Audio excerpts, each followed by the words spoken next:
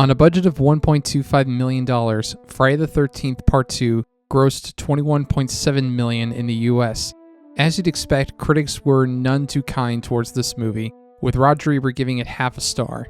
While not as big a hit as the original, Paramount still decided to move ahead with another sequel. Steve Miner returned to direct and offered an idea to make this entry stand out: shoot it in 3D.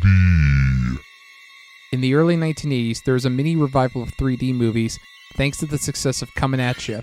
Because of the new technology, filming was more complicated, with setups taking hours and actors having to perform multiple takes. To accommodate for theaters that couldn't show 3D movies, Paramount spent an extra $2 million on a 3D conversion. Despite these setbacks, Friday the 13th Part 3 slashed onto screens on Friday, August 13th, 1982.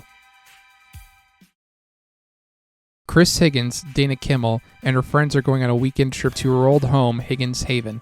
Joining her are Debbie, Tracy Savage, Andy, Jeffrey Rogers, Shelley, Larry Zerner, Vera, Catherine Parks, and Rick, Paul Kratka.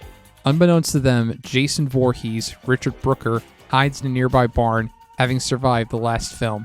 At first, Jason kills a gang: Allie, Nick Savage, Fox, Gloria Charles, and Loco, Kevin O'Brien, when they break inside.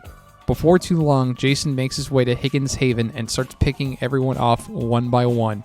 At one point, Chris reveals to Rick that she came back to confront her fears after a traumatic experience.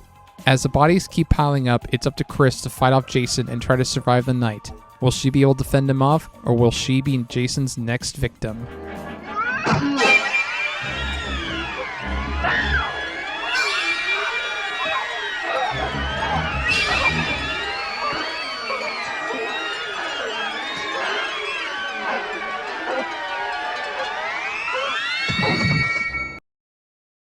On its own, Friday the 13th Part 3 is a fairly standard slasher film, but that's not bad. The film gives you what you want in a slasher: likable characters, gruesome kills, and a basic story. What makes this one stand out is its use of 3D, namely the old school gimmick of throwing stuff at the screen. They throw popcorn, yo-yos, eyeballs, harpoons, pitchforks, marijuana cigarettes, and baseball bats toward the camera, which adds to the fun. Just seeing how far they go to justify the 3D cameras adds to the charm. Admittedly, you won't get the same experience without the 3D setup, but it's still fun to see in 2D. Unfortunately, the 3D is the only thing this movie has going for it, but it does also have plenty to offer. Just don't go in expecting anything new and groundbreaking in this entry. Like the first two movies, this one has some fun, likable characters that you feel bad for when they die. Though not as memorable as Adrienne King or Amy Steele, Dana Kimmel still makes for a good final girl. She has a warm, innocent charm that makes it more impactful when she goes toe-to-toe with Jason. Larry Zerner steals the show as the lovable prankster Shelley, who feels he has to scare people for their attention. I have to. No, you don't have to. Just want you to like me. I do like you, but not when you act like a jerk. Being a jerk is better than being a nothing.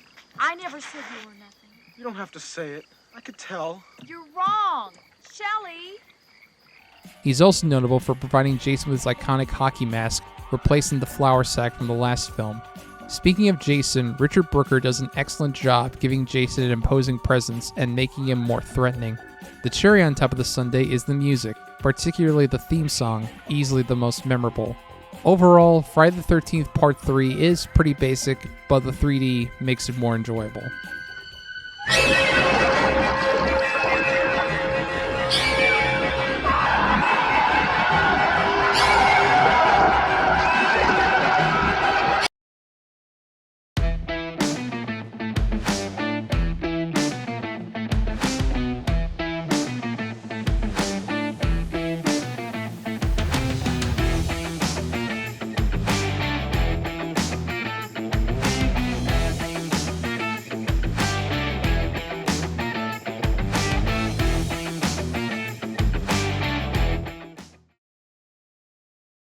How come you never scream when we have sex? Give me something to scream about.